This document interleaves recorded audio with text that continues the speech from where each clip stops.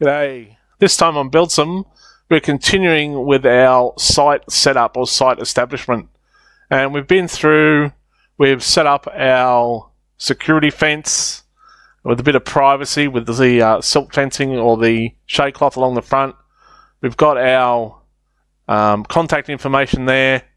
We've got our environmental requirements, our driveway fill, our silk fence, our sausages out in the street. And we've got a water connection and we've got a portaloo or toilet in place, and we've got some footpath protection there as well. So that's sort of the basics, and in this video I'm just going to cover off on some more things that are really nice to have. So the next thing you should think about is where are you going to put all your rubbish. So you could get a skip bin and just dump everything into the one bin, or you don't have to have a skip bin, you could just have a pile on the ground. Okay, however, that then becomes problematic when you have to pick that up and take it away later. So it's just probably easier to throw it into a skip bin of some sort, or one of those big bags you can get nowadays. And the other thing to think about, if you take mixed waste to a tip, that's fairly expensive to get rid of. So you might want to think about separating your rubbish on site, and the councils will push this as well.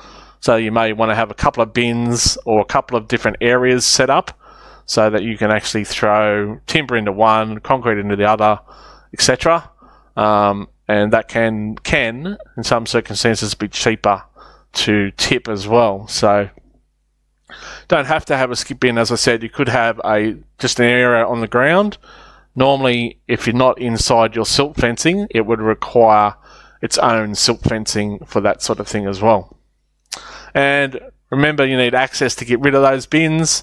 So if we had to have a truck come across this footpath, we would probably need to think about our footpath protection as well, because if you crack that footpath during the job, then you're going to have to rectify it at the end. Okay, so that's a bit of waste. Then you're going to need to think about storage. So you could set up a bit of a storage area here. You just don't want your storage area to restrict access to the site. So you could have stuff there, or you could actually store stuff on the slab in the garage area, as long as you're going to protect the slab.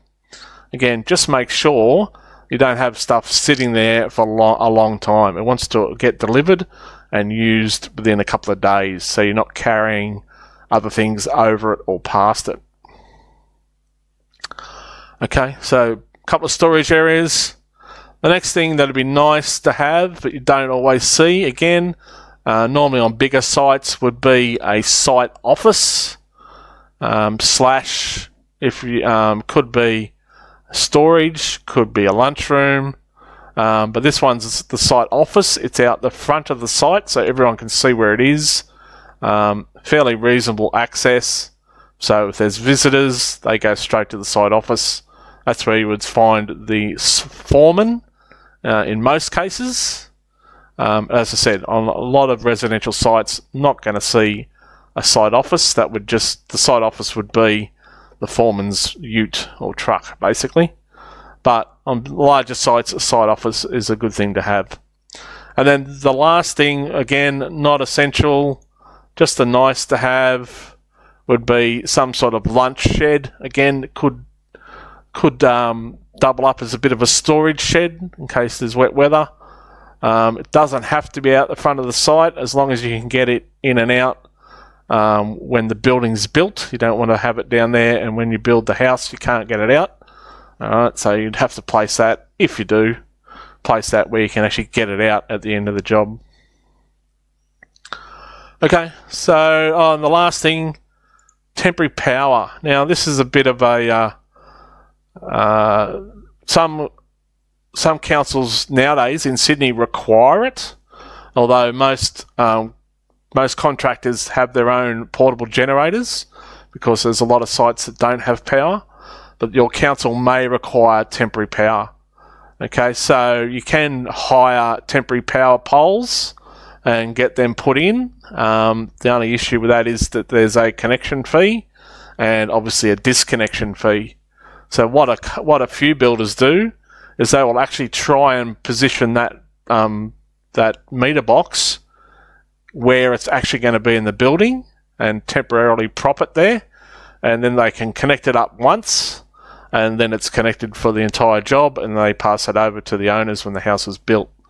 So temporary power is something else that you may need to think about depending on what your council needs or what your council requires.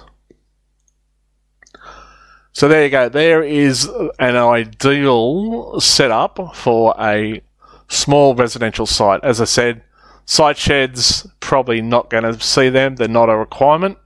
But definitely I would go with the waste sorting and maybe the temporary power. Anyway, hope that helps. G'day, I'm back.